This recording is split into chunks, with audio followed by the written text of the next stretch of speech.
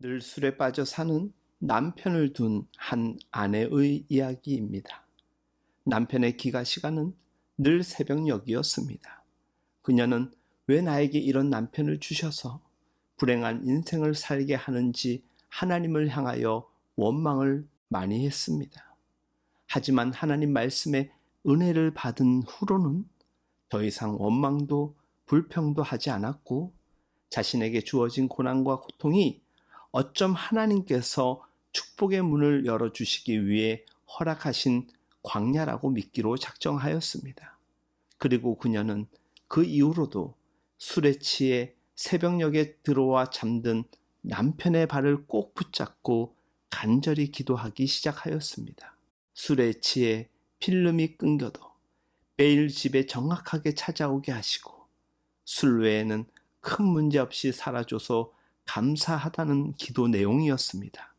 또한 매일매일 간절히 남편이 주님을 영접하고 가정과 교회의 기둥 같은 사람이 되기를 기도하였습니다. 그러던 어느 날 여전히 치중이던 남편은 아내가 자신을 위해 그렇게 간절한 기도를 드린다는 사실에 크게 감동을 받습니다. 못난 자신을 구박하기는커녕 아내가 드리는 감사 기도에 형언할 수 없는 감동을 받은 것입니다.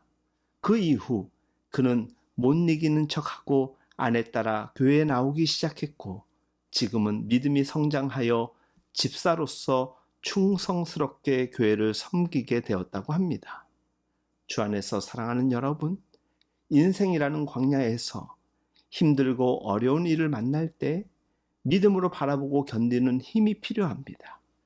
광야 한가운데서도 감사하며 하나님을 의지하고 나아갈 때 광야는 축복의 땅으로 변하는 것입니다.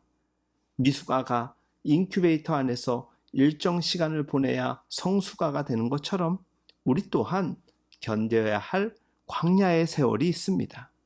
인큐베이터가 비좁고 답답하고 외로운 환경일지 모르나 부모는 그것이 아기를 보호하고 안전하게 자라게 해줄 훌륭한 장치인 줄 알기에 인큐베이터의 세월을 견뎌내야 합니다. 우리에게 광야의 환경을 허락하신 하나님의 뜻도 마찬가지입니다. 그분에게는 광야를 계획하신 목적과 시간이 있습니다.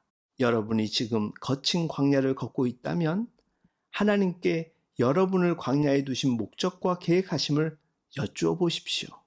하나님과의 친밀한 관계 속에서 우리는 광야를 견딜 힘을 얻게 될 것이고 믿음의 승리를 향해 나아가게 될 것입니다. 베드로는 날마다 시간을 정해놓고 성전에 가서 기도했습니다. 그러던 어느 날 때부터 안전뱅이였던 사람이 성전 미문에 앉아 지나가는 사람들에게 구걸하고 있는 것을 보게 됩니다. 베드로는 그에게 일시적 해결책으로 돈을 줄 수도 있었지만 본질적인 문제를 해결해 주고 싶었습니다. 베드로는 안전뱅이에게 은과 금은 내게 없거니와 내게 있는 이것을 주노니 나사렛 예수 그리스도의 이름으로 일어나 걸으라고 외칩니다. 그러자 날 때부터 안전뱅이였던 그 사람이 일어나 걸어가는 기적의 역사가 나타났습니다. 주 안에서 사랑하는 여러분, 이 모든 상황들이 오늘 우리 시대에 동시에 일어나고 있는 현장이 교회임을 믿으시기 바랍니다. 교회는 날마다 술 취해 집으로 귀가하는 자, 날 때부터 안전뱅이였던 사람, 영적 소경된 자, 인생의 문제를 스스로 해결할 수 없는 모든 자들이 예수님을 만나서 변화되는 곳입니다. 하나님의 교회는 광야에서 고통당하는 영혼들이 예수님을 만나서 힘을 얻고 영혼이 변화되고 치유되어 일어서는 곳이며 성령의 강권적인 능력을 덧입는 곳입니다.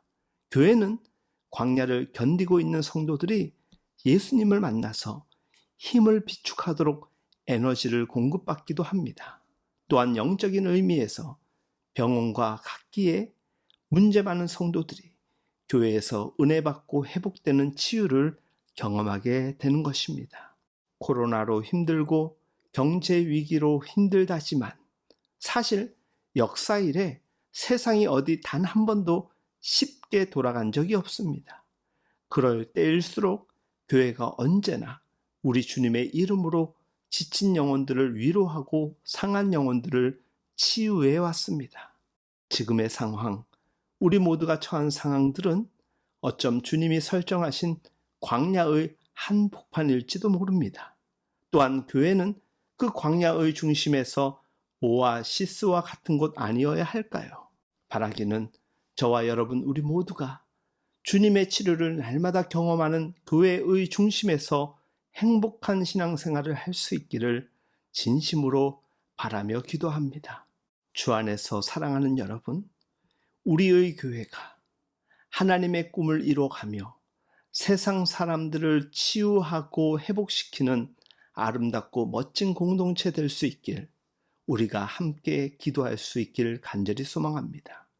이 하루도 우리 주님의 은혜로 은혜와 긍휼과 평강이 충만하길 예수님의 이름으로 축복하며 응원합니다.